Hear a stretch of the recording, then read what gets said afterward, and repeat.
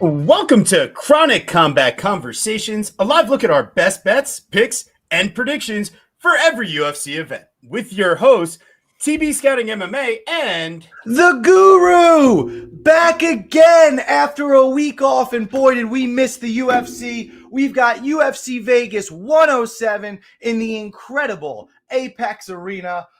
We've got a flyweight main event between Erin Blanchfield and Maycee Barber, and honestly a pretty sweet co-main event versus Mateusz Gamrot and Ludwig Klein. But before we can get into this banger of a card, we've got a very special guest in the building. First time, right? Making his debut from the BTL broadcast. Make sure you're checking him out on Dub Club. Key 3 picks. What is up, my man? So good to have you here. Yeah, what's going on, boys? I'm excited. I feel like I just got introduced by Bruce Buffer. I gotta tell Peg from BTL that he's got to step his game up. That was amazing. I'm glad to be on, though. I appreciate y'all having me on. I'm excited to talk some fights. Shit, man. Yeah. Dude, you're up 73%, right up over 80 units last year. How you doing this year? How's it been? Doing good this year. Always in the positive. We got a big slate ahead for actually UFC 316. I got a bet out on this card. Prize picks, underdog fantasy better, book bets. I do it all. Live bets in the Discord for premium members. So we're still cooking on all cylinders, and I'm glad to be on the show with y'all. Shit, man, we might have to squeeze a couple of those out of you because we will be there live and in person next week. Cannot wait for that awesome pay-per-view at the Prudential Center. Should be a banger. Oh, yeah. Right in TB's backyard. But here we go. What you guys came for. Before we can get into it, we're live every Thursday, 8 o'clock Eastern. Make sure you're tuning in. If you haven't thrown a like on the video yet, pretty messed up, but that's all right. One way you can fix it real quick, help out the boys. Throw a like, subscribe to the channel if you haven't already. And yeah, without further ado, I'm assuming you guys have done your job because it's now time to do ours. We got Erin, cold-blooded Blanchfield, versus Maycee, the future Barber. We got minus 238 for Blanchfield, plus 195 for Barber. They're projecting this fight goes the distance with the over 4.5 at minus 220. And man, I'm excited to see how this one plays out. I think there's a few dynamics in this fight where, yeah, I'm really interested to see who responds to the other with the best adjustment. Because Erin Blanchfield, typically a little bit of a slow starter. Maycee Barber, typically a little bit of a slow starter. Now, Barber, she loves getting her physicality, kind of out-muscling opponents and taking over as the fight goes on. Erin Blanchfield wants to get to her top time. She wants to use her wrestling and grappling. And if she can't fully get it there, well, unless your name is Manon Fiorot, she's going to try to hold you up against the cage. So in this fight, the question is, does Maycee Barber have Manon Fiorot type of athleticism and ability to stuff takedowns and the footwork to avoid being put in those situations? And Erin Blanchfield, are you going to be able to get your wrestling game going? What is your striking going to look like against someone with the power like Maycee Barber? I'm really interested. I mean, I lean to the better grappler. Maycee Barber, not the best takedown defense, but she does work to get back to her feet. I'm just worried she hasn't faced a grappler of this level, and in doing so, trying to get back to her feet, we're going to end up in a back take. Maybe she ends up in a crucifix position like we've seen Blanchfield do to other opponents. I just think that Blanchfield's got a lot of different ways to win this. And she could even be more voluminous on the feet as well. Damn, I'm sorry. Out of nowhere. I'm sorry. It could have more volume on the feet. I mean, I would have accepted voluminous, but I cannot accept whatever the hell you just said. Voluminous. No. It's not the way you said it. It's not the way you said it. I did stumble a little bit. But either way, neither of us are here to teach linguistics. What I am here to say is, Guru, what's your prop on this fight? I don't want to steal your Guru thunder. Oh, geez. You know, I know. Well, do your breakdown and then give me the good stuff. No, I mean, listen, I'm leaning definitely towards the Erin Blanchfield side, but we have to be honest, boys. I liked it a lot much more at minus 150, minus 180 than I do here at minus 238, getting to minus 250 over on Bet Online at the moment. It's starting to get really sketchy to me. And here's the truth of all truths. Does Maycee Barber have shit takedown defense? Sure. Should Erin Blanchfield be able to get it to the mat? Yes. Here's my problem. If she doesn't, she's fucked. I mean, like we obviously Manon Fiorot, the beast, different type of beast, different type of athlete, different style of fighter. But Maycee Barber does hit hard. She likes to strike. And again, if for some reason this is on the feet, I just don't see Erin Blanchfield doing any sort of damage at all. And these fights can be scored based on, as they should, based on damage, right? So you could watch Erin land a takedown for 3 minutes, kind of jab on the feet, look uncomfortable. All of a sudden, one big shot, one cut, round goes to Maycee. Could have some trouble with that regard. So I am not interested in the money line at this point in time. But as I look up my props here, and I'm really hoping I get the numbers I want here. Yeah. So I'm not thrilled with it. So you kind of go, and this is where I was thinking. I was thinking Erin Blanchfield 4-5 decision, but it's minus 135, boys. I can't get there. I can't get there. So if you're doing anything at all, I think it's the Occam's razor. Simplest explanation. It's generally the answer. Erin Blanchfield by decision at plus 100. But that's, am I rushing to the window? Is this my big play of the night? Am I super confident? No, none of those things. So honestly, if you're just taking whatever the market's giving you, to me, if anything is interesting, the under is kind of interesting. Maycee Barber, ferocious, could get the knockout. I know Erin Blanchfield has had a fantastic chin. Fiorot didn't do it. And then on the reverse side, hey, maybe Blanchfield gets a sub. But I kind of tend to agree with you, Benino. Like, try not to overthink it. And I'll just take the Blanchfield sub at Blanchfield by decision at plus 100. Key 3, is that like kind of the right idea here? Or what do you think? I think that y'all have some really interesting angles. I would be lying if I said that I didn't have a lot of my guy Lou. I'd be lying if I didn't have interest in Aaron early, but like you said, this line is blown out. And I gotta admit that I've been a little convinced by my guy Dravi from BTL Broadcast, my brother, that he's been pushing Barber to me all week long, and I can't lie, I'm feeling the vibes right now. I don't think that I'm gonna get down on a bet or anything on her, but I can't get the Andrea Lee fight out of my head on the Maycee side. And I know that it's been 2 years, but I mean, she's having breaks within these fights in this past. I mean, this is over a year layoff we're talking. And she's dealt with illness and all sorts of crazy shit that apparently doctors haven't been able to figure out, all this sort of crazy stuff. And so for me, I understand the line blowing out a little bit, but I do tend to agree that Barber is going to look good on the feet versus Blanchfield here, just because she hits harder and she's a nastier girl on the feet. But I know that people are putting a lot of stock into the Hebos fight. Hebos is chinny and always been pretty fragile, and she's not a 125er. Hebos, in my opinion, was never a 125er. So I really just don't. While it was a great performance and she looked nasty and mean in it, I think we have to give context on who it was against. Versus Andrea Lee, she wasn't looking the same. Versus Jessica I, even versus Seminar and Chukagian, truly, she was not just getting flat out just dogged. There were competitive points throughout that fight. So for me, I just kind of feel kind of about this fight because I do think that Erin is dominant on the ground, and we know that Erin is probably the best top game girl in the division right now. I can't think of anybody else that comes to mind off the top of my head right now. So you're talking about somebody who's probably the best grappler in the division while on top. And I know everybody says, and I agree, Erin's wrestling is not that good. I don't believe that she's that good wrestling wise. But do you have to be that good wrestling wise to get Maycee Barber to the mat? I mean, is what does that really look like? I do believe that the Faroe fight, I mean, we're talking about the two girls that she ran up against that she couldn't get takedowns against. Keep in mind, one of these was a win versus Tyler.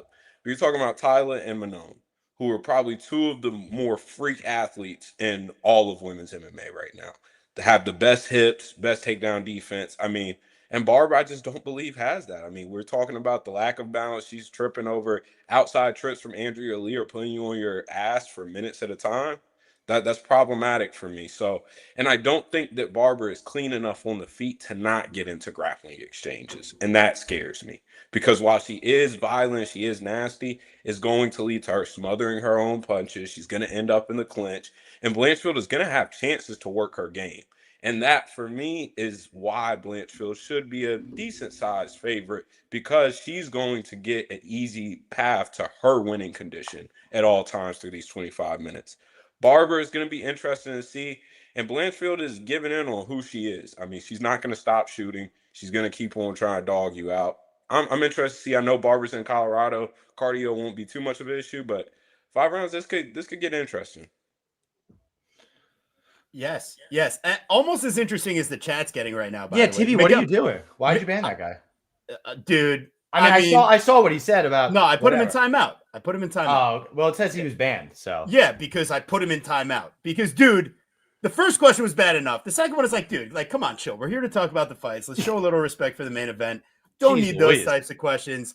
Lou Betcha, better question because at least it doesn't involve, the people we're talking about here. Those other ones are out of hand. So, anyways, Miguel, chill out.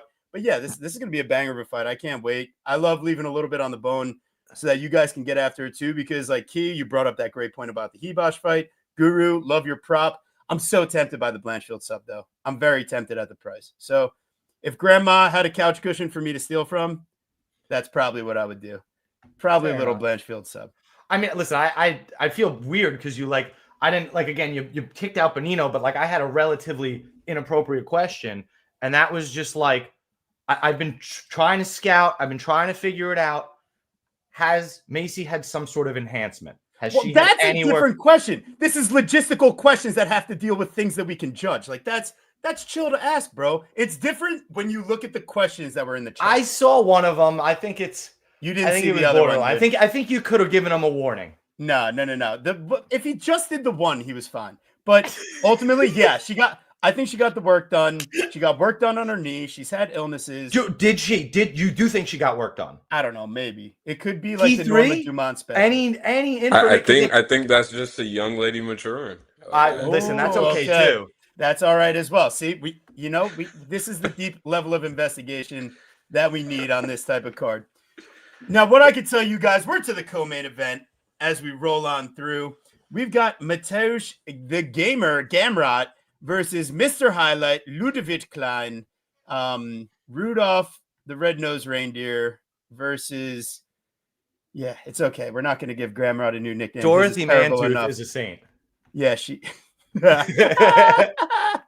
Yes. Thank you, Lou. The enhancements are appreciated. Gamrot minus 162, Ludovic Klein plus 136. This is like the male version of the co-main event. I'm having a lot of trouble here. The difference is I think Gamrot is a little bit past his prime, whereas Blanche and Barber are both in it. And I think Klein is one of those guys where, I don't know, we've seen some ups and downs, but post USADA Klein, this picture on the right is not doing this guy justice of his current physique. I mean, it's sickening. And also at 155 where he doesn't have to cut. Oh, yeah. Ludovic Klein has been using enhancements as well, but from the performance enhancing perspective.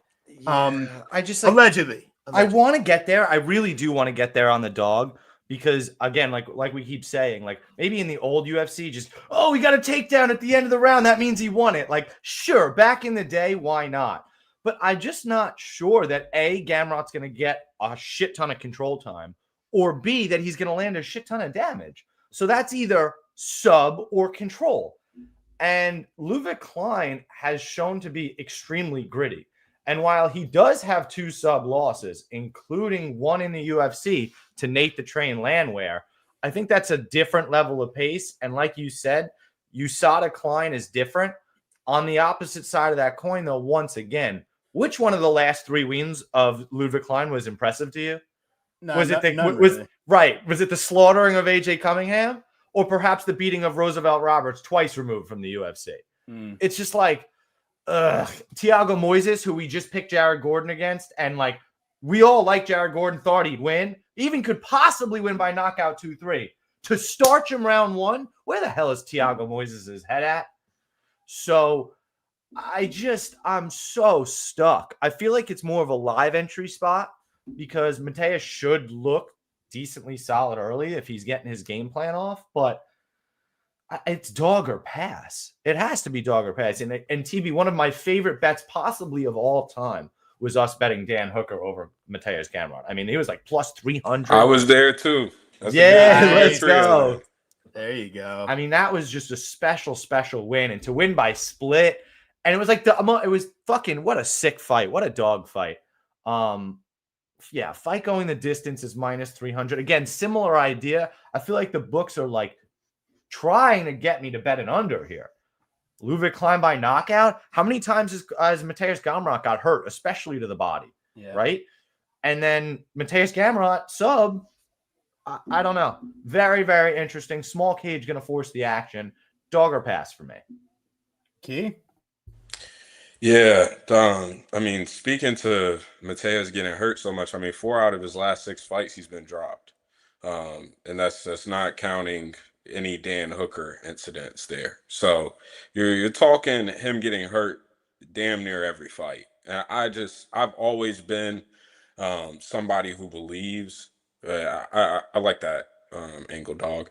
But I've always been somebody who believes that Gamrot's always been on pretty thin margins in just about every fight that he's had.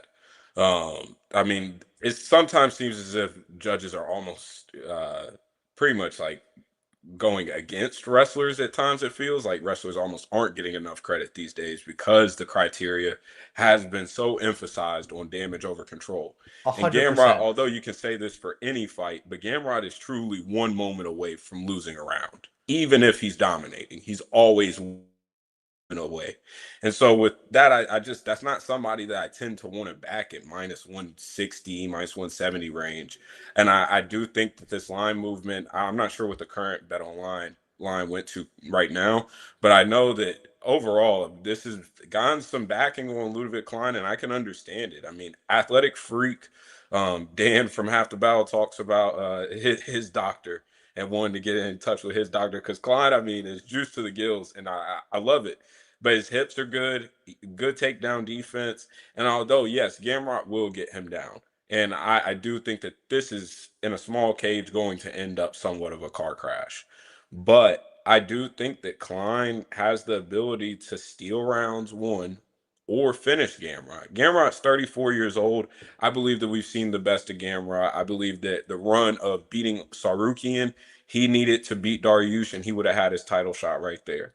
But those days are gone. The game plan has kind of been put out on Gamrot, and his flaws have been exposed more and more as time has went on. I will give him credit, though. His striking has gotten better. And it's not just completely elementary, but a lot of that is due to the takedown threat.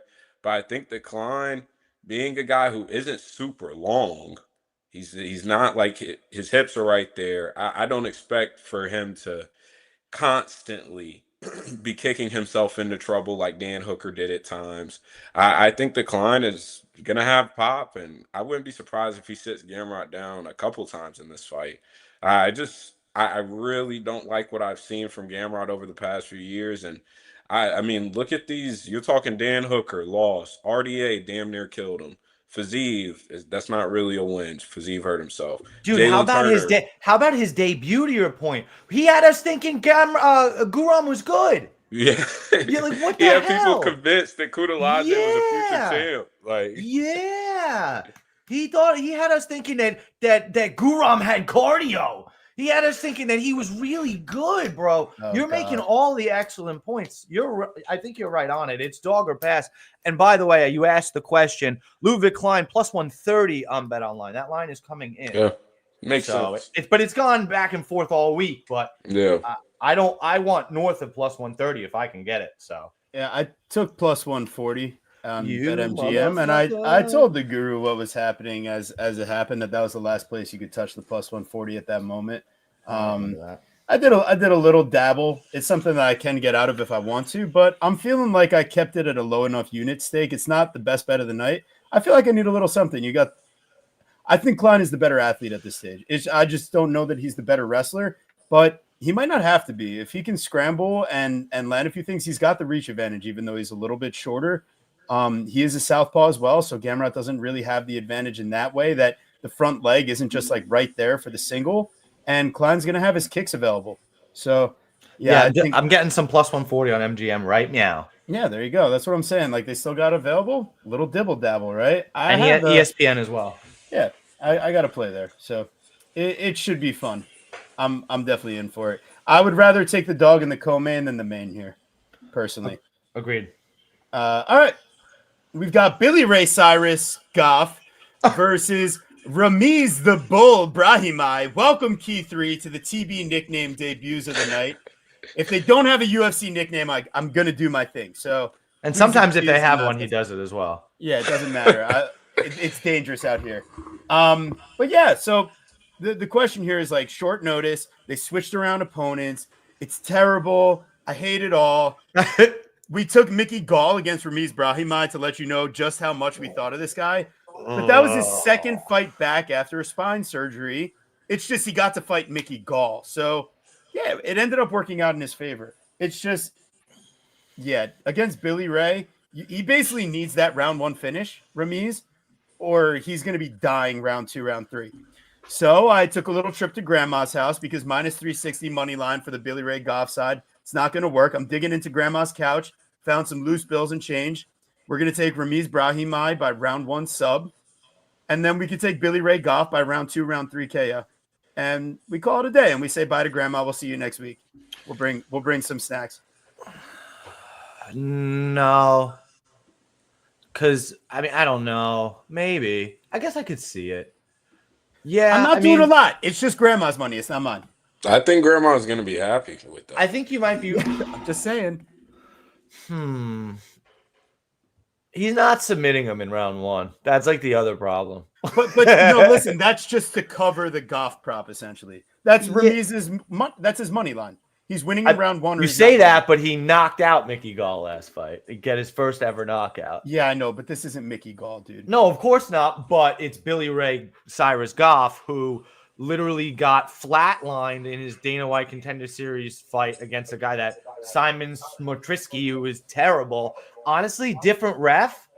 The fight's over. Doesn't even let you fight that shit. So he kind of gets lucky in how that happened. He gets hurt.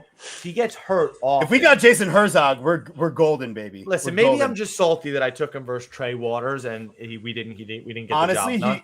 He landed 116 to Waters 96, bro. How crazy is that? I mean, we got robbed a little bit, I thought. No, I don't. He also doesn't he get dropped in that fight too, though? Yes, but Trey. Okay, so Billy Ray Goff, 5'10", 72 inches. Ramiz, I know what it was. 5'10", 72 inches.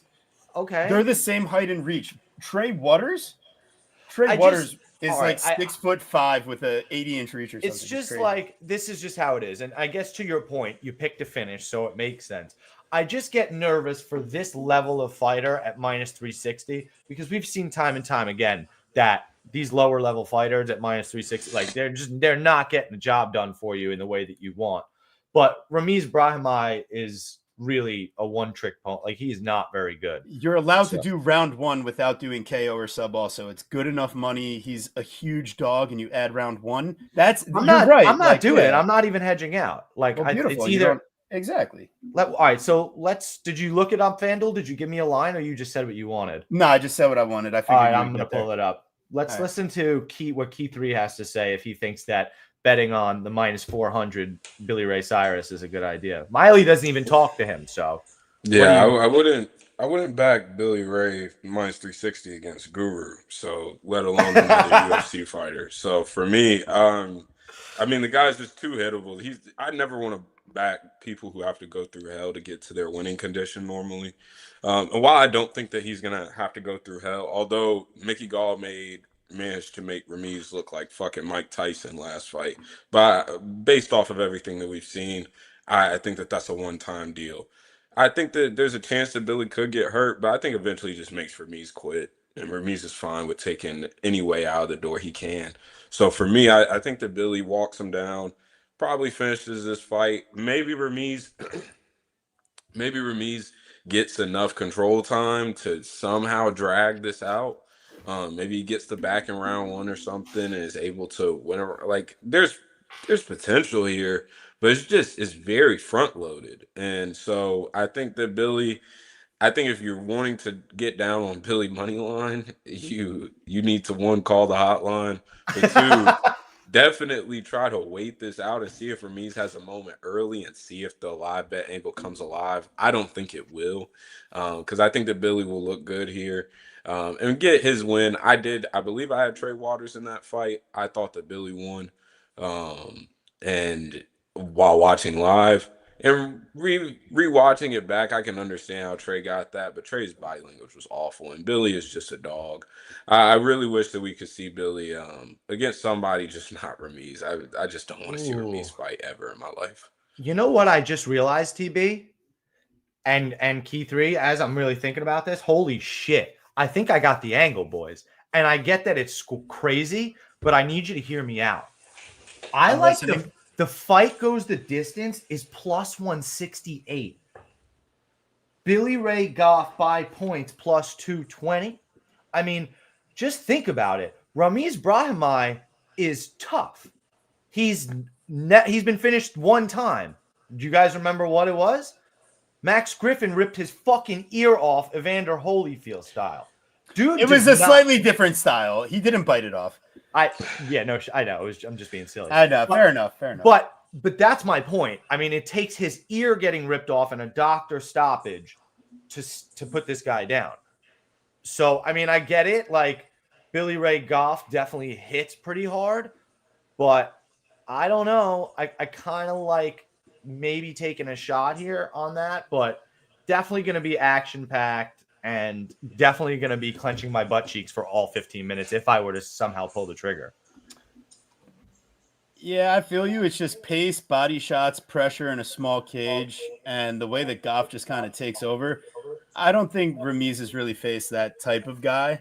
Court McGee's not going to do that to you. Max Griffin is happy to just box him up from distance and get lucky with the bloody ear, or the ripped off ear. But yeah, no, I think Billy Ray is going to force action.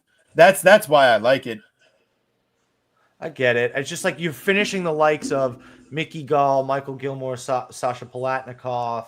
You're finishing Kinoshita and Simon Trisky. Like, I mean, I would like to give Brahimaj a little bit more credit. He's really tough. Like, he's much better than those guys. And he didn't finish Trey Waters, where Trey Waters, I believe, hadn't Trey Waters been finished before? I cannot remember.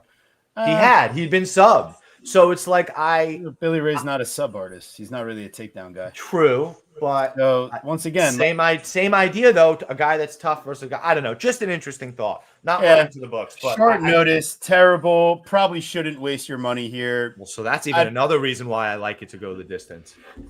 All right, we've got our next fight. We've got Dustin Hanyak Jacoby versus Bruno Lopez plus 164.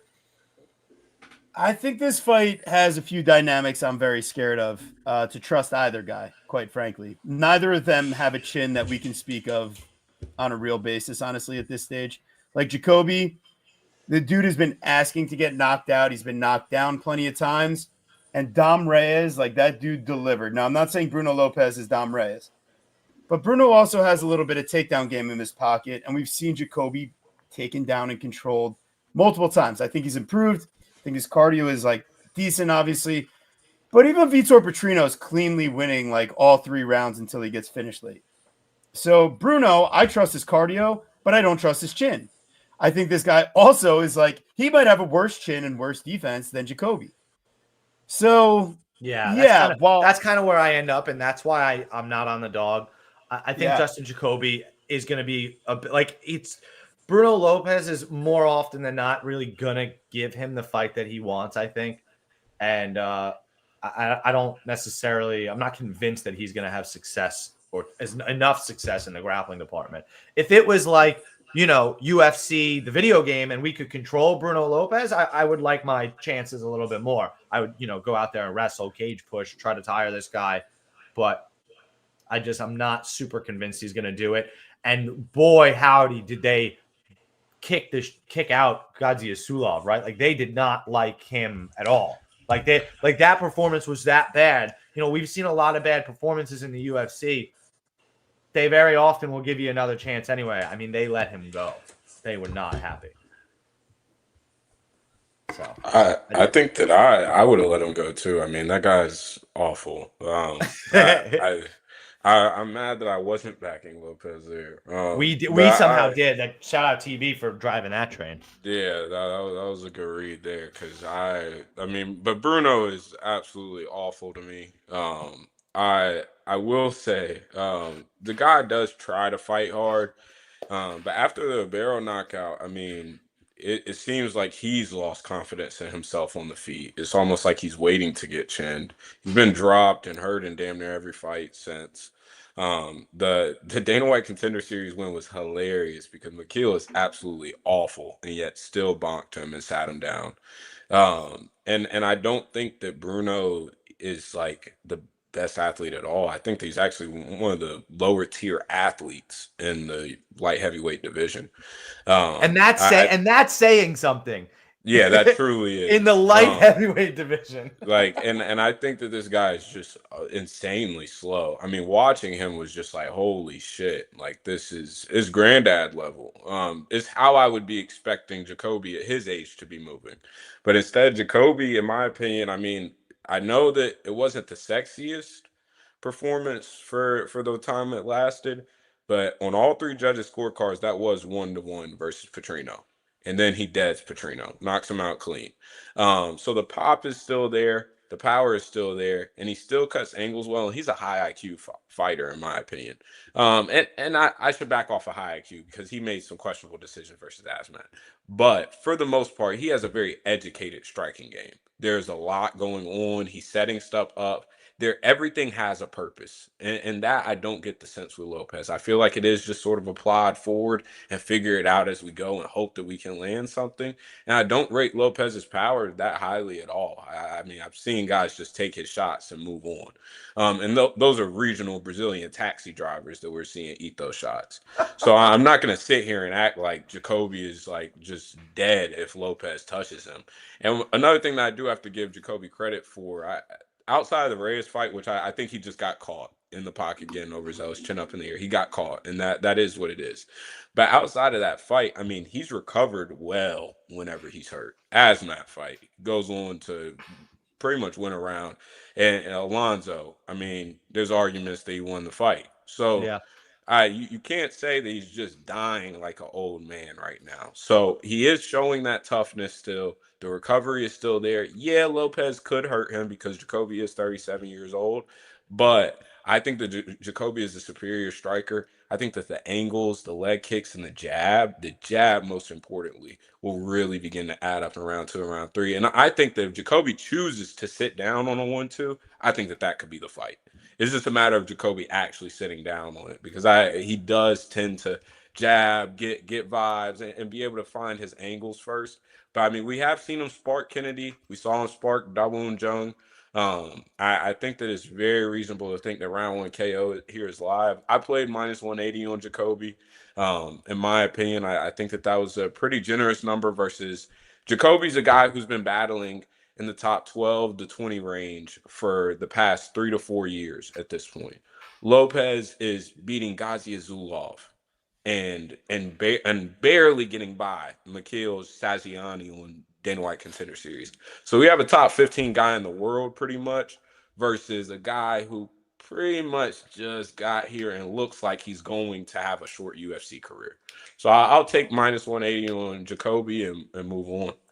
I mean, you make so many excellent points, and to kind of encapsulate it all, think about this. How does Bruno Lopez versus Dom Reyes, Alonzo Menifield, Osmat Murzakanov, and Khalil Roundtree go? Anybody have any ideas here? Yeah. So, exactly. A split versus Roundtree. Undefeated fucking killer in Osmat, which again, that round 3. Incredible fight. Alonzo, athletic freak. Dom Reyes, knockout power on his way back. Shit, even the Vitor Petrino fight, another athletic freak, but he still finds a way to get the job done with just a minute left in the fight. So, Very well said. I think Hanyak is a playable chalk here. Yeah, and we gotta acknowledge like the guys who are popping Jacoby. I mean, insane popping, a mix of pop and speed in this division. Dom Reyes, a great mix of pop and speed at this division. Alonzo Minifield, atomic for a reason. Asmat has very, very fast hands and always has had pop. Is Lopez cut from that same cloth? I really don't think so. Exactly. Yeah, I could be talked into a Jacoby knockout at plus 165. I know there's a better line on FanDuel probably if the guru can find it, but yeah, I think Lopez, if the fight is taking place at distance, 15 minutes at some point, Lopez's chin is just not going to hold up. Jacoby should be able to finish it if he's not getting taken down. And I really think that's the only path to victory for Lopez, aside from landing like a kill shot. But like you guys said, you kind of nailed it. I don't think we can expect on him to do that. So, yeah, Jacoby will be the pick. Good job nailing the line movement there. And hope you guys were following Key 3. I know he posted that one out there as a free play too. All right, we've got Caitlin Phenomenal Vieira versus Maycee Bieber Chasson. What a beautiful, handsome haircut we got going on. Maycee, got to tell you, in this post-USADA world, the cut down to 135 suddenly, not too bad anymore, huh? Seems like she's got some cardio in this division now, huh? Interesting. And Caitlin Vieira, well, she's gonna fight her pace. She's gonna try to get control on the mat. She's going to try to land the big shots from distance, but nothing's high volume, nothing's high aggression, really. You don't really see the spark in like her game, honestly. I feel like she's got all the skills you could want. She lacks a bit of the killer instinct for me. And the like Yana fight is one of them that stands out. But just in like there's so many other examples of her throughout her career where like she follows up these like solid performances with like just lackluster, like going to decision with Tate. She lets Tate land 122 strikes on her. Going to decision with Holly Holm. She gets outstruck and goes to a split decision with the corpse, even in 2022, of Holly Holm. Maycee Chasson, she's going to get in her face. She's going to try to clinch. She's going to push her to the fence. She's going to throw a billion knees and elbows. And she's going to try to take the fight on her initiative and get it to where she wants it. And for that reason, Maycee Chasson was the clear side at plus 100. I laid probably a bit too much from a unit perspective. I have 3 and a separate 2 I could cash out, but I feel like I need it all here. I want it all, baby. I got 5 units on Maycee Chasson. Let's go. That's exactly what I want. That's exactly. I just don't really have too much to add. I think she's the better athlete. Somebody's career is going like this. Another person's career going like this. Maycee Chasson needs to do this for the betterment of MMA. Because let's just be honest, as far as women's fighters go, I mean, at least she's like relatively exciting. Even when she's losing ridiculously. So I'll take the exciting. Exactly. Thank you, Dogfather. So I'm in, baby. Maycee Chasson, get it done. Let's ride. Key 3, tell us you're on this side, or at least tell us why not. Yeah, I have to agree. I do think that this is an ugly fight to touch. Vieira is just a doer of nothing, it feels like at times. And I feel like this fight will end up a lot of cage pushing and bullshit. And end up one side, whoever bet either side is going to be mad at the decision is what it feels like. And those just typically aren't the fights that I'm looking to get into unless there's a big price tag on a dog. And I think that Maycee here is the plus athlete. She's learning and has gotten better at filling space with volume, front kicks, teeps, really actually having like an educated game. But there's still lapses here and there. But I mean, you're talking about a girl who, outside of literally a up kick to the liver, would be on a 4-fight win streak right now. I think that that's a real serious feat and against the girls that she's beat. I mean, Norma Dumont's not a joke. Penny Kianza is not a good win. But Mayra Bueno Silva challenged for the title. Maycee, again, the clinch elbows, the knees, she's always looking to do something. And I feel like that probably gets it done here just due to having better process and Vieira just kind of just being there as a big, tough, like strong body. And she does have good hardware. But for me, this feels like it's going to be a greasy 29-28 split decision. Um, and I typically am all in on women's MMA fights, but this is one of the uglier matchmaking bits from that. So I'll pass on this fight, but pick wise, I do go with Maycee. So we need 10 units is what I heard. 12. Let's go stack them up. But yeah, I don't know. It could be one of those hindsight spots, but I love when I get a plus money that flips to a short favorite. That's the good stuff right there. And shout out Dan Tom. Make sure you're doing the right thing. And also, new host of the Dogger Pass podcast. How you doing? So shout out to the boy. Yeah, baby. Let's drop it all. And Maycee over 49 significant strikes. It's actually kind of a sick look. She's gonna get there easy. All right, on to the next fight. Yeah, dude, all those clinch strikes, like knees, elbows, like as somebody who does play a lot of that shit on like Prize Picks, Underdog Fantasy, and better. The problem with Maycee is are the statisticians going to count them as just strikes or significant strikes? Because at range, everything is a significant strike. In the clinch, it does have to be something of power or elbow normally to get counted as a sig strike. So that's where it gets like you get even greasier shit. There's like, Nice. Okay, well, good call. Good call. We'll stay away from that one. I like that thought.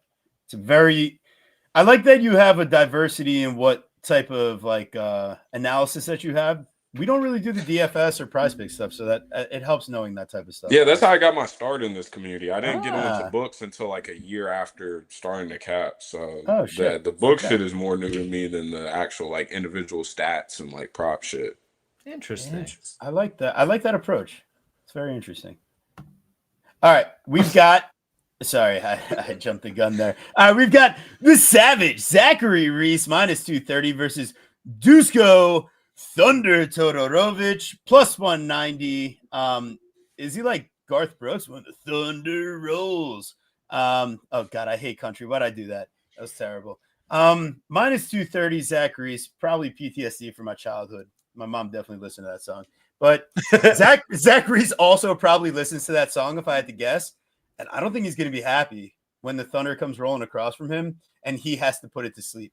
Zach Reese, I like that he made the move to Extreme Couture. He's got a solid like 3-inch height advantage, 3-inch reach advantage. He hasn't come off of multiple ACL surgeries. And I mean, he has come off a couple knockout losses. Don't get me wrong. But Dusko is going to actually have to get him there and not get submitted doing it. So I think Zach Reese is he's probably going to win this fight, but by God, like I'm not going to go ahead and do anything with the money line. In fact, I'm not going to do anything with the side. I just feel like fight to end by knockout is probably what'll happen. I don't think we even get to the fight being on the mat.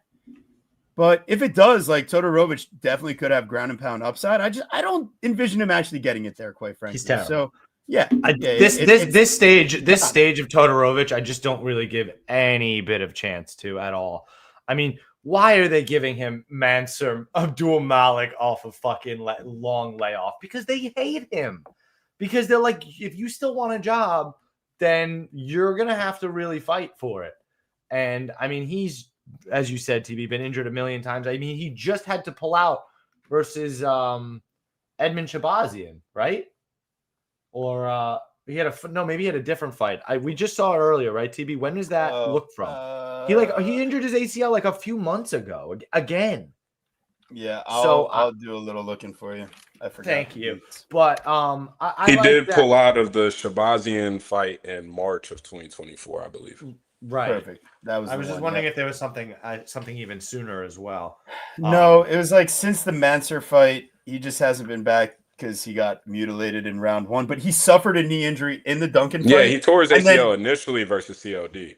Yes, and in his comeback from that injury in training is when he tore the other ACL. Jesus. Not things you want to see. Yeah, I don't know. And again, like, so how good is Ozma Pokoyev though? Right? And the slam KO versus Cody Brundage is just kind of like still freak and hilarious. And, you know, Zach Reese, of course, is not the sharpest crayon in the box. But I think that the way that he fights, I mean, he should be able to beat Dusko Todorovic here. I really do believe that. Yeah. Key?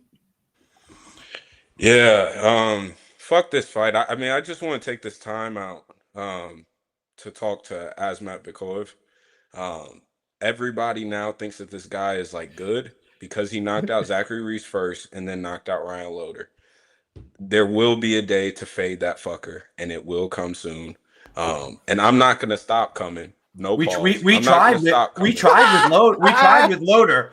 We Yeah, tried it's we going tried with down. Loader. It turns out he's not a real fighter. Keep on going. Don't stop because it is coming and it's gonna happen eventually. But this, I mean, Zachary Reese is a glass cannon. The Medina fight is absolutely hilarious to look back on. Everybody was giving him 15-minute cardio all of a sudden just for hitting a punching bag for 15.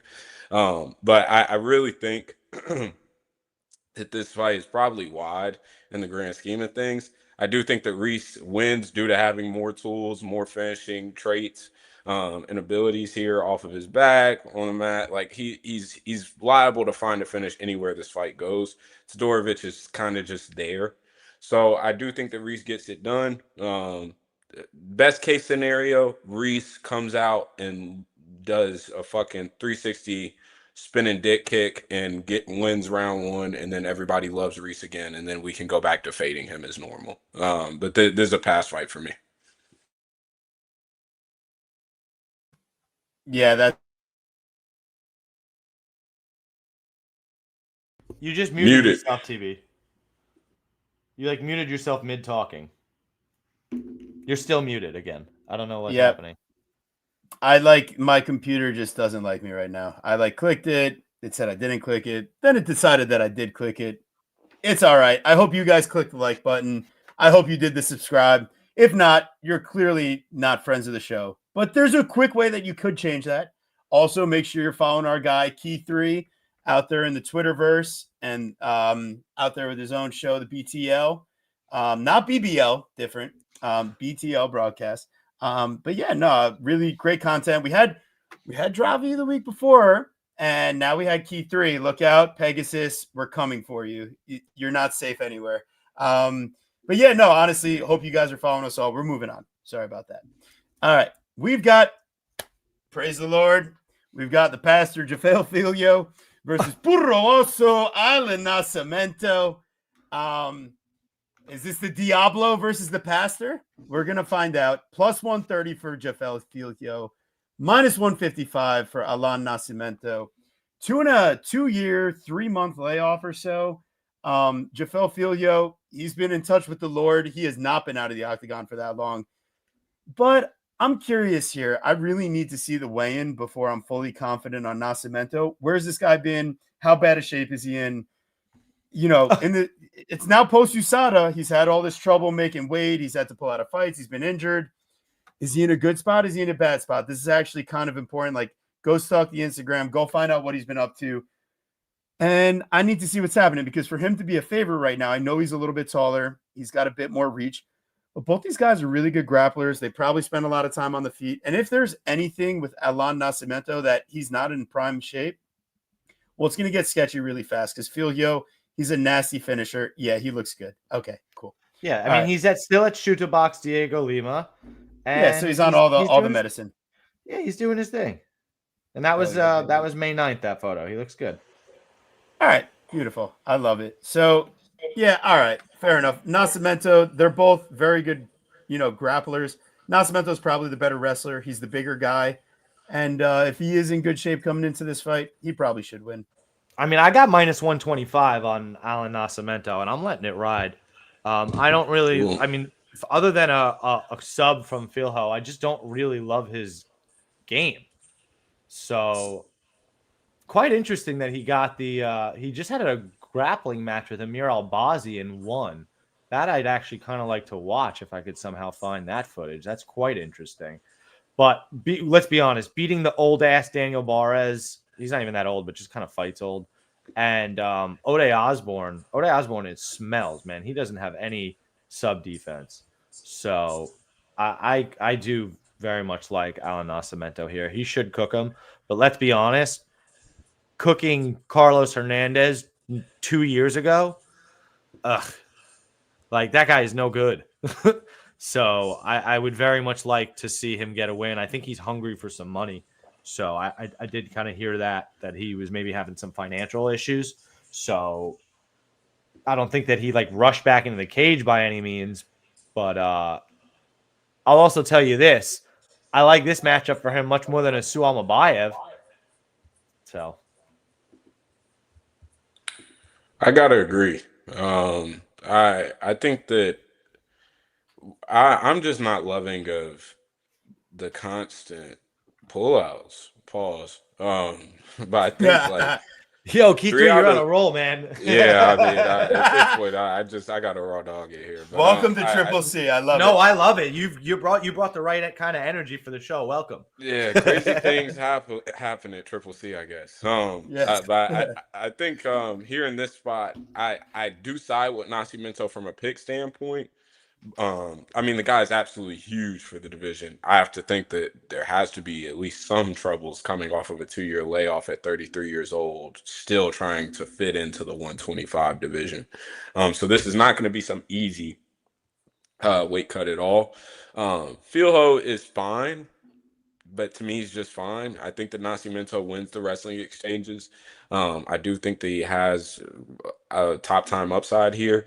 On the feet, I think he's probably, although we haven't seen it since fucking Obama presidency, I think that Nascimento is probably it looks to be a decent striker. I mean, they go back to the Holly and Paiva fight. So it's not like he's just awful on the feet. So this isn't just something of grappler versus grappler. But I do think that I just have issues, and I do put into capping guys who are just coming in. And I know that he's had these long, like 2 to 3 year layoffs before in his career. But whenever you just scroll through this guy's Tapology, it is way more cancellations than we're seeing fights in the past decade. I mean, it's awful. And those aren't the type of guys that I want to back. I think that there's something to being active in this sport and having that constant competition. I mean, think about just the best runs that we've seen. It hasn't ever been because they're taking a year between each fight. It's because they're constantly getting in that rhythm. And I do think there is a rhythm in fighting. And so while I do think that Nascimento gets it done, if Nascimento is coming off of a performance that showed me anything, because I mean, we haven't seen this guy fight for a full 15 minutes since May of 2022. So what are we doing here?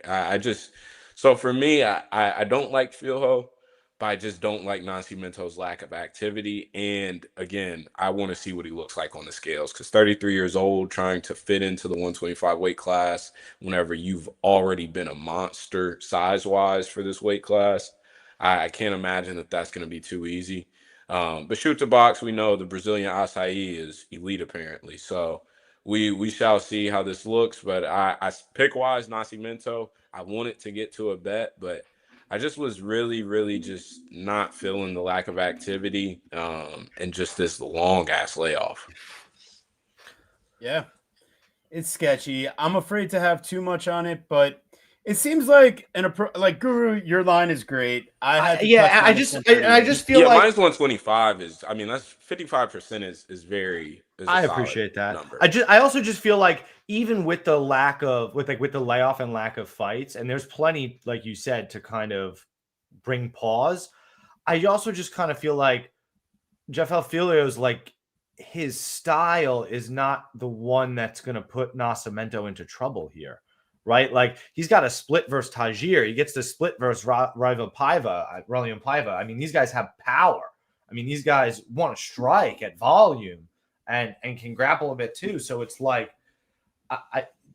Jafel is not the striker that's going to make Alan Nascimento pay for being out of the cage for a while. So I think he's gonna be comfortable where he's. You know what I mean? Exactly. So I feel like he's gonna be just fine where he's at. Yeah. All right. Beautiful. We've got Officer Trevin Giles reporting on the scene. Short notice opportunity for Officer Giles. Called in on short notice. There was another officer down, so he had to come in and take his place. Versus Andreas Gustafsson Bain. I don't know where to fit that in. Is it Andreas Bain Gustafsson? Should it go at the end?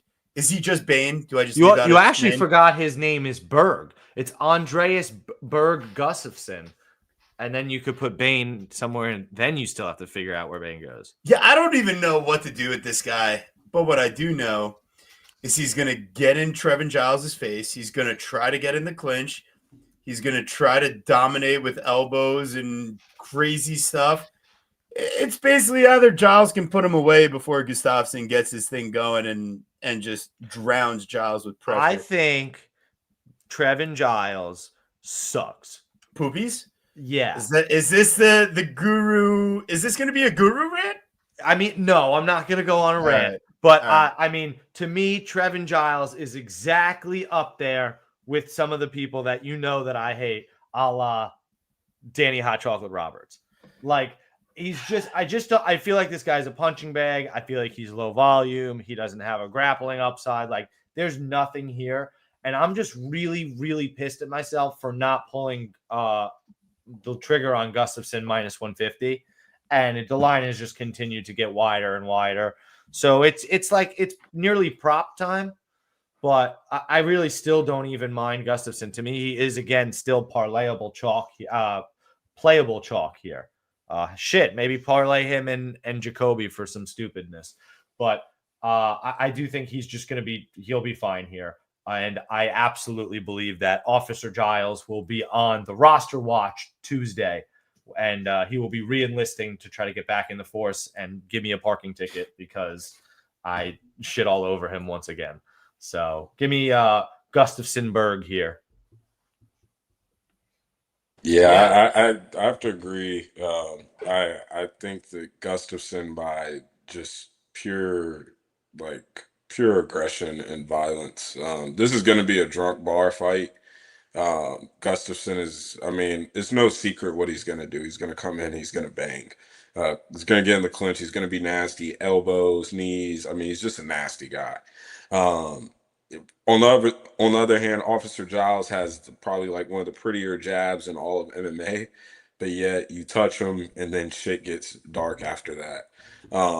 And for me, I really just find the issue with Giles being so fragile here. If he wasn't as fragile as like he's shown to be, I would be more likely to tap that number because Gustafsson is not somebody that I rate highly. I do think I will be very, very excited to fade him next time out, most likely. And I don't care if he's fighting a woman. I will be there whenever the fade is there.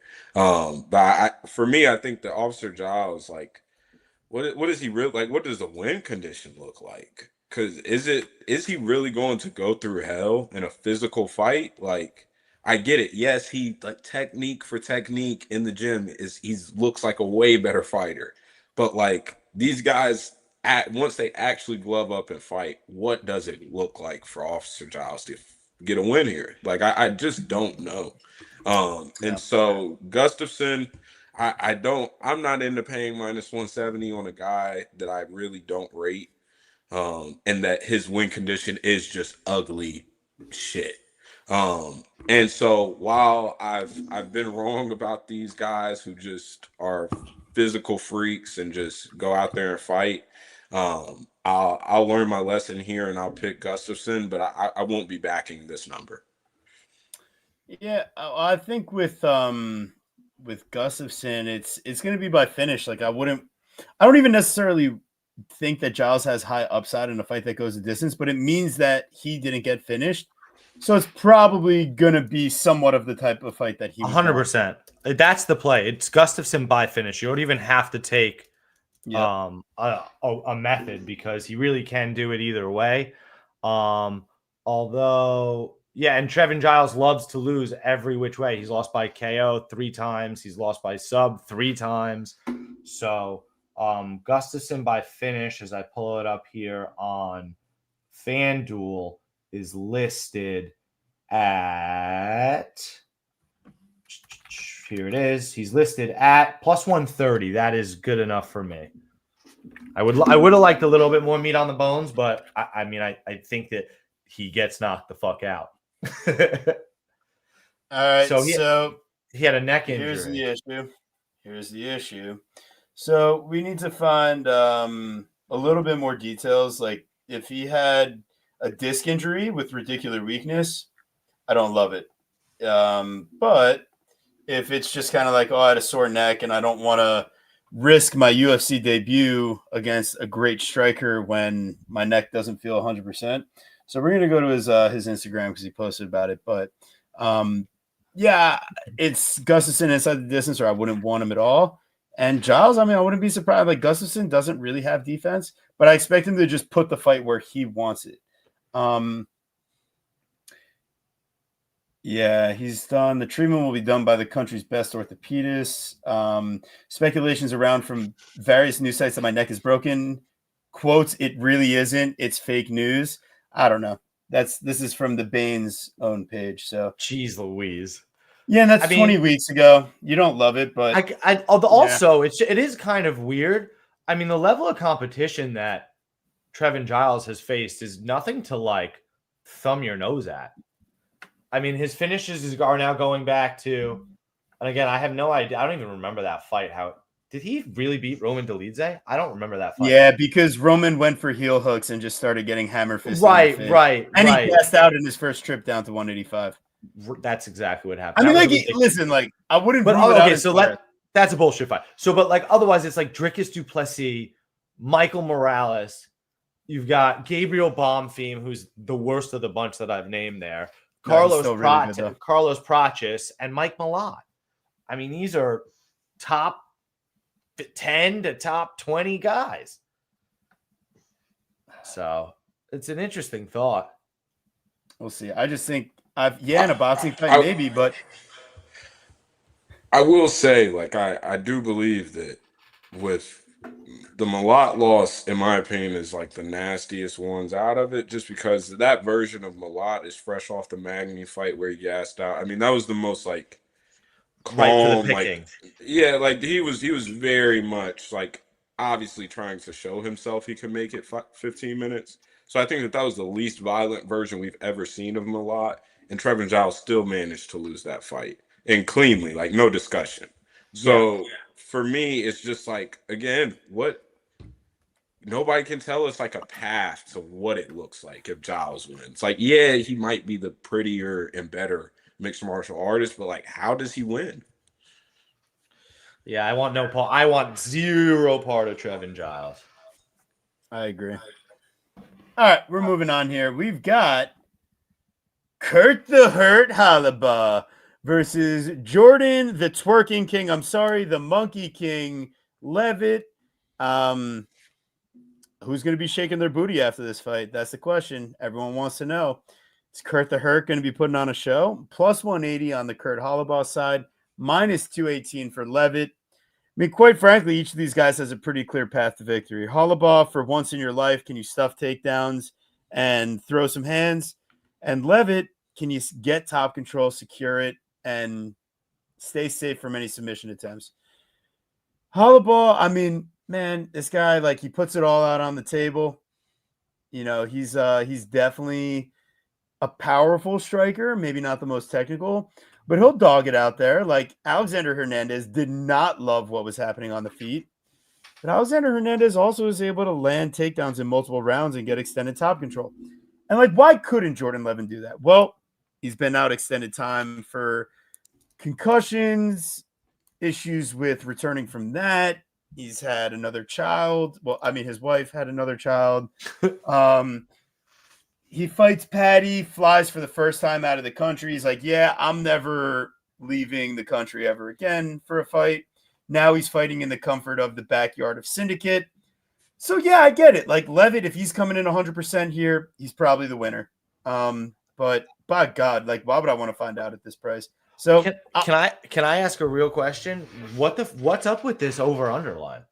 I love this fight to go the distance. Who the fuck's getting a finish here? I was just gonna say it's Jordan Levitt by decision or Kurt the Hurt. But I don't need to touch a side. I don't want. Why do I need to? Well, because if Levitt's gonna lose, I have a feeling like he's lost by submission twice. To Chase Hooper and Patty the Batty Pimblett. Right. Like, but if the concussion issues are still prevalent, then Kurt the Hurt is not the type of guy that's going to make you pay for it. All right, so you take Levitt and you take him by decision if that's the case, if you feel strongly about it. I know. Again, why do I need to do that when I can just get fight goes the distance at plus money? Yeah, fair enough. That's, I mean, Yeah, I got is through. it plus money? Is it plus money though? Because I don't think so. Why? I mean, Minus 154 is probably minus 130, minus 120. All right, I'll find it. Yeah, so do your best there. But Key, what do you think on this fight? That's a good point. Yeah, I had some DMs with Hurt actually earlier this week. This isn't a joke. But I DM'd Kurt earlier this week. So me and Kurt might as well be blood cousins at this point. So I'm a little biased here. I will say I don't have a bet on the fight. I wanted to bet Kurt really, really badly. Because I think that Levitt is going to eventually get stopped in round 2 or round 3 by KO eventually one of these days. And I do think that that is a decent amount of the finishing equity here, which is why I will say, like, the fight goes the distance or over is a decent look, because I think that if we're talking finishing upside, I don't really see Kurt getting subbed. It's not like Levitt's going to have a ground and pound TKO. And outside of that, the finishing equity is Kurt throwing in combos in rounds 2 and rounds 3, as that's who he is. He throws in combos. I mean, the Jason Knight fight off of the Ultimate Fighter was one of the worst ass whoopings like I've seen. I mean, Kurt just beat the dog shit out of him. And Jason's went on to get knocked out more and more after that. But that was one of those like career altering ass fights. So Kurt throws in combos. He throws hard. It's big, loud thuds. And Levitt, I don't believe, can handle Kurt in the pocket at all. So on the feet, this was just a kickboxing match, Kurt is whooping his ass. I personally believe. But the reason why I didn't bet Kurt is because, and I said it in the BTL chat as I was watching tape, but Kurt probably has some of the worst hips in the whole organization. Like, it is god awful to watch. Like, worse hips than Dustin Poirier. I think Dustin Poirier has awful hips now. But Kurt has like literal, like just grandma hips. Like this, you just push and he's falling over. Like, there is no semblance of takedown defense there. And then because he is actually solid at just BJJ, he will play off of his back for minutes at a time whenever he should just be working to get up. And so that for me is problematic. And while I think and over DM, it seems as if he will show some urgency, but I just don't. Whenever you're 38 years old, you can't teach an old dog new tricks. And if you've been somebody that's been taken down your whole fucking career, and that has been your Achilles heel the whole time, who am I to think that at 38 you're going to show off a brand new version of yourself and all of a sudden stop takedowns versus a guy in Levitt who, say what you want, I don't think that he's a great fighter, but he is a good grappler. And I mean, he's high crotching people, slamming. I mean, he can wrestle. He really can wrestle. Some of the sequences and transitions versus Chase Hooper, I mean, he can really grapple. And so I do think that Levitt gets it done through top time here. But as this number gets wider, I'm seeing plus 205 on Kurt on Bet Online right now. I think that that's a little wide. I'll be honest. I think that is a little wide. But I think that Kurt's upside really is in round 3, round 2, round 3 decision area. I think they can potentially win moments, but Kurt just, again, 38 years old, and you consistently drop the ball at this level. You've had winnable fights, man. Like, you've had actual winnable fights, and you just can't stop a fucking takedown. And so it's just and I get it. Levitt isn't the most explosive guy in the world, so it's not like he's just gonna blast double him all day long. But once he starts chain wrestling up against the cage, shit gets problematic, and I really don't think that Hollowball has all the tools to defend takedowns here, and he hasn't his whole career. So for me, I think that Levy gets it done, but minus 240 is nuts. At this point, it's dog or pass land, or just pick the over. I think that the over is the best way to play this fight at this point. I literally just bet it. I bet minus 136 fight goes the distance. I put a unit and a half on that. I just think it goes. That makes sense to me. I'm not going to argue with your fight goes there. Generally, when you feel this way about a fight goes, and I'm not talking about like that earlier fight, you didn't have the same strong feeling. No. And I like that. That's me fishing and cooking. This is real. No, I could see that you feel it in your huevos, and it's in my loins. That. Oh, baby. All right, well, now I can feel this fight in my loins. We got Balaji, the Zulu warrior, Oki. He's going to hit him with that okie dokie at minus 360 versus Michael, the Texas kid, Mike as well, Jr. Yeah, this is. I've decided that was racist of you to say. What, the okie dokie? Yeah, I don't know. I've decided because it was. I don't know. I'm sorry. Do you not remember? Key 3 agrees. I already know he agrees. Do you not remember the one and only Hideki Okajima from the Boston Red Sox with his patented okie dokie pitch? Fell off the table every single time. Yeah, I watched that guy live, and then Okajima, okie dokie. They made a whole song for his walkout from the bullpen. It was incredible. I've been to Fenway multiple times. I've never been to Fenway, and I really want to go. You should.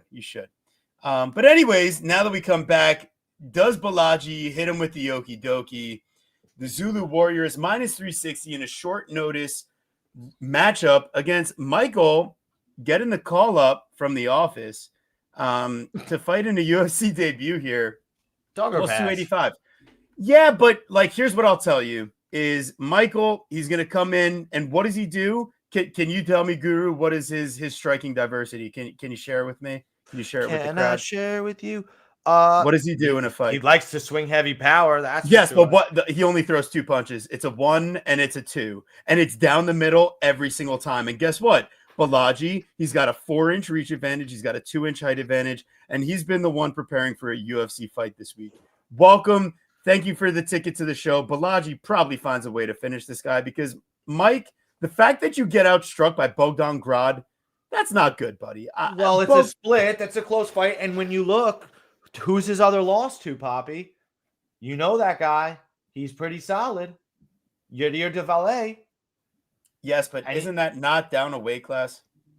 You might be right. Well, Aswell is a 45er who is 55. Was stepping up to 55 here. Yeah, to take the fight. Okay, yeah, exactly. No, I don't. He's gonna like pull a Timmy Kwamba. He's gonna get decisionated. He's gonna put up a solid enough fight. So then, I really have a feeling that that's going to be plus money. Fight goes. I have a big feeling that will be plus money. That sounds hot. Key, what do you think on it? Yeah, I think the Balaji kills him. I hate to crush dreams here, but I think the Balaji pulls the okie doke on him. Yes, thank you. I think that Aswell is, even the split that he just won, there's arguments that he didn't win that fight, in my opinion. So Aswell, as mentioned, it's a 1-2 every time. And to his credit, he throws volume. I get it. And he will probably have some fun fights. I hope that they just give him low-level guys so he can just have fun fights throughout his UFC career. But this is a guy who I think is just being overrated because he had a cool and fun war on Dana White Contender Series. But I don't think his game has real substance. Balaji, the jury's still out. But I do think that the guy is pretty decent. At least the physical tools are, insane. And this is a fight that I think they're going to look very much like they are in different weight classes. The physicality of Oki, the power, I think that Aswell probably gets dropped, probably KO'd at some point in this fight. I think that Oki is just too much whenever he's going downhill. And it's really, outside the guillotine, he's shown himself to be getting better at being a mixed martial artist. So I think that Oki, I'm glad that he gets another win because I do think that this guy is a guy. I know he's 29 now, but I do think that he has real upside within these next 2 to 3 years. Aswell, on the other hand, I think that he'll get his ass whooped a couple times, maybe have a fun fight here and there, and then end up getting cleaned out of the UFC on roster watch. So. Oki, I'm not looking to parlay minus 360, I'll be honest, though. But I can understand it. But Oki just hasn't shown me enough as a mixed martial artist for me to be backing at those types of numbers. I like to understand what I'm getting in a mixed martial artist. And I think that he is still learning on the job, but I think that this is another stepping stone for him. But overall, pass fight, Oki by KO is the prediction, though. Okay, so I think to the Guru's question about why he pulled out in February, I think he decided he didn't want to fight Abdul Karim Al Salwadi in Saudi Arabia. I think that's what happened. I'll be honest with you. I don't see a real. I don't think you can sign a contract and then just decide not to do it. Yeah, but you could say you're injured and not. Yeah, but like. Okay, well, so I want to know what happened.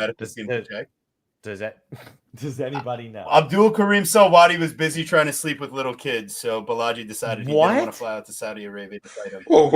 Wait. Isn't that the guy that got cut? No. Wrong brown guy. No. Wrong guy. Oh, my bad. I'm sorry, Abdul. I'm sorry, Abdul. Are coming. Jesus. All right, God damn it. I did the wrong thing here. Who did you think I did the wrong thing. He thought he was Hazazada or whatever, who just got that guy wasn't even a UFC fighter. Oh, he was just a Dana White Contender Series guy. Yeah, I did the wrong thing. Okay, I pulled an okie dokie on myself. Oh my God! All Muslims are child raping terrorists. Don't you? No, not everyone. What the hell, bro? This is crazy. Not everyone. I just messed up. But listen. When you're off the Kirky, things happen. All right. But anywho, not the Costco wine. I would like to apologize for my sins. Yeah. So we'll move on to Fire Fist. Rayani Dos Santos versus the lotion fight of the week. I don't know, man. Not really, quite frankly. Look at that face. Come on, get out of here. Alice in Wonderland, Ardeline. Yeah, I mean, okay. Like, you can talk about one part of it, but it's like, she's a clear 4 on the scale. Rayanne is good looking, too. Oh, no, she's all right. She's better than Yeah. All right, but like she was gonna be a ring girl and then decided to be an MMA fighter. That's a real story. Yeah. Oh my God, that is actually kind of funny. Yeah, it's a real story. Yeah, so minus 265, Rayani, plus 215, Alice. The fight to go the distance is like minus 400. This is basically the exact same price. More than that. It's minus like 500. Look at the over 2.5 is. Yeah, you're right. But yeah, I know I'm right. No. So to be more than that would be minus 400. For it to go more time would be less odds.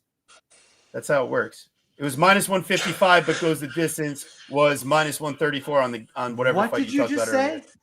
The over 2.5 was minus 155, and the fight goes the distance was minus 136 on the fight that you played just on the show before. What are you talking about? The over 2.5 is minus 475. The fight goes the distance is going to be priced closer to minus 400. All right. Over 1.5 would be closer to minus 600. You're wrong about that one. You're right. So, I understand what you're saying. Yeah, I know. It's okay. Good job, though. You're doing your best. I made a worse mistake than you on the last fight. So, Rayani Dos Santos here, minus 265. While I don't necessarily love it, she's the clear MMA fighter in the equation here. It's just, can you trust her to do the right thing? Shoot a takedown, get in top control, go for your grappling, but we don't hold the controller, so I'm not going to use her in a parlay. And like, if you want to bet on her to actually land takedowns, get a sub. I mean, God bless you. You're a stronger man than myself because I don't have the heart for it. This fight, it's exactly the same price essentially as the Tisha Torres versus Luana Pinheiro. Like, over 2.5 was the exact same number. Money line, damn close to the same idea. So you wait for Dos Santos to somehow be fighting a little bit too close, but then you also know, like, hey, like, she's probably going to win the fight, and you just kind of place it live, like, if you need to. We got Tisha Torres last week at like even money, live, or 2 weeks ago, live during the fight. So don't play it pre-fight. If you really need to, and you're settled in, you're watching, you're like, why is Dos Santos a minus 160? Go ahead and do your thing. I think that would be the appropriate time. Because everybody, I'm sorry, Daz, but everybody is on the Alice side. And I don't think see it at all. She's not good at MMA. Like, she's not good at MMA. And you look at Rayane Dos Santos's fights, and yeah, she was way too close with Talita Alencar and Pooja Tomar. But she won both fights in my mind. Like, it was just really unfortunate that the way that those fights ended up going to the judges' scorecards in the way that they judged it. I think that she's also, after 2 losses like that, you're going to put an emphatic stop on things. And you look at Elise Ardeline and you look at her Instagram, be very careful, by the way. So when you're looking at her Instagram, she's working out like crazy. And don't get me wrong, she looks like she's, trimmed off some baby fat, right? Like, she looks like she's in better shape, but so what? being in good shape, physically strong shape, doesn't mean that you're the better MMA fighter or even stronger than Rayanne. Rayanne looks in fantastic shape as well. So I expect her to get her first official UFC win here on Saturday. I tend to agree. Um, fake tits in MMA are minus EV. I think they might be fake. They're probably Maybe, fake. maybe I agree that's the with you debate of here. the week. The booty is Uh, real. but but I will say I think that Alice is absolute shit. I bet her against Shauna Bannon. Probably more frustrating losses I've had just because Alice is like just smiling the whole time instead of just continuing to throw volume. Rayani is an underachiever in the UFC so far. I do believe that I backed her versus Pooja. And probably I think I got a decent number too, which that's disgusting. But I think that Rani is actually a decent fighter. She's with Bob Perez and the crew up in Houston, Kevin Holland, Derek Lewis, all those guys train with there.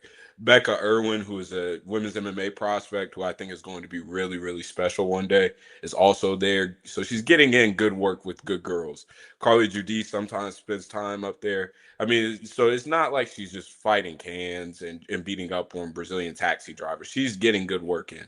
Alice, on the other hand, I think that she's an unserious fighter. I think that she's sort of lucked up in getting into the UFC. Outside, I think she's 1-5 in decisions. This fight is minus 475 on the over 2.5 and minus 4 whatever to go the distance. And while I do think that Rayani holds most of the finishing upside and finding a sub, she has shown that she is just not willing to even do that. So maybe she learned from the Tomar fight and comes out and does go where she has an advantage. But I see her just boxing up Alice. I think she's faster, has the better hands, better process overall. Alice is very slow, while she is physical for this division. Um, and I don't know how she's making 115, honestly.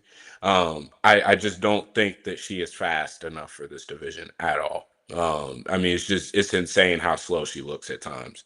So I think that Rayani is going to look fine here. I understand people taking Ardeline early, big. I think it was like plus 280s, plus 250s. I can understand based off of just principle, off of numbers. But to me, it's very clear cut on who's going to win this fight. If you're backing Ardeline, you're praying to God for pretty much a split decision because she doesn't have a clean winning path at all. So you're hoping for a greasy split, and I don't think that this fight even plays out enough times in a split decision type of way for me to justify playing Alice. So for me, this is my real main event. I think that Rayani gets it done by decision. Maybe she decides to wrestle, but again, I think that she's just the better fighter, better training, and I think that she gets it done relatively cleanly here. Yeah, I agree, man. And I just you're hoping at that point. Like you're hope like and that point is a sad point for MMA if that's like the analysis that you want to go by. And sometimes it's the truth and sometimes it happens. I just think Ardeline is even worse than those couple of people that we had robberies against Dos Santos. So we'll find out. Maybe be in a better shape house, but I doubt it. I'm with you, Key. I'm with you, Guru. Um, Rayani should win. Just do we need an investment there? Probably not. But I hope you guys had fun investing in our program tonight. We had a great time until I went and did some terrible stuff towards the end. So if your lawyers want to get in touch with my lawyers, that's up to you. But I'm so glad everybody joined us tonight. This is an absolutely amazing time, and I love had a whirlwind of a week, but seriously, this is always a highlight, guys. So I really have such a great time breaking down the fights and doing it with the awesome community that we have. Key, so happy to welcome you to the Chronic Combat family. And yeah, it's been an awesome time, man. So, Guru, before we give it to you, Key, what do you got to say to the people before we let this man take it away? Yeah, first off, by far one of the most fun experiences I've had on the podcast. This was dope to hang out with y'all. What y'all have going on, the chemistry, I mean, y'all deserve way more than what y'all have right now. I appreciate y'all letting me come on. I definitely would love to come back sometime soon. This was awesome. I do have everything linked in my Twitter bio. As TV mentioned earlier, I was up 80 units in 2024. We're in the positive this year, starting to get cooking.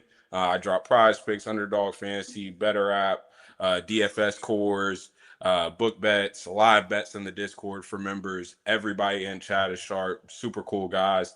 Make sure you subscribe and go check me out and the guys out. Beat the Line broadcast with my brothers Dravi and Pegasus Picks.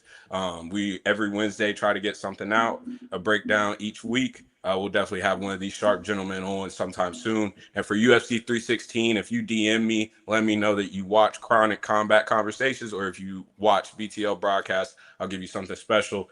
Just dropped a 3-unit parlay for UFC 316, a big plus 300 underdog, and I already dropped a big underdog for UFC Baku. So we're cooking. It's going to be a busy June, busy summer. Again, appreciate y'all letting me on, and I definitely got to be back soon. Absolutely, Key 3. We will make sure to have that happen. Seriously, man, really appreciate you. Just the type of energy that we're looking for. Sharp guy, pleasant, just a good friend. That's really all we're doing. I mean, that's been some of the best, most rewarding part of doing this podcast. It's the community that we've found. It's the awesome people in the chat. It's the cappers that we've met and spoken to. People like Dan Tom that like we feel like we have a real life friendship with, and hell, the people that we've actually met up with at UFC fights and enjoyed a beverage or two together and actually become real life friends. So that's what this stuff is all about. And we get to make some money on top of it. Are you kidding me? So Key 3, man, thanks so much. We will absolutely love to have you back. Make sure you're following Key 3, guys. He's awesome. Make sure you're following my co-host TB Scouting MMA over on Twitter, Instagram, Pickett, Tapology, and BetMMA. And you can follow me, the Guru Scouting MMA, over on Twitter, Instagram, Pickett, Verdict, Tapology, and BetMMA. Don't worry, we are back next week with a motherfucking pay-per-view, UFC 316 from Newark, New Jersey. We're going to have Erin Bronstetter on. Make sure you do not miss that. We will be making money. We will be chugging beers. I'm going to get TB drunk. It's going to be an awesome time. Make sure you tune in. Be safe out there.